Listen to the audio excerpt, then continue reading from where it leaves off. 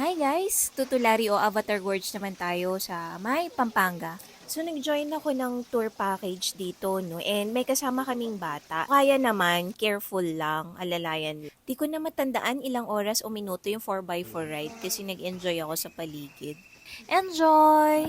Kaya po tutular yung pangalan niya kasi dito po tumutulog. Pero ngayon po, transfer na po yung name niya. Ano na po, Avatar Gorge.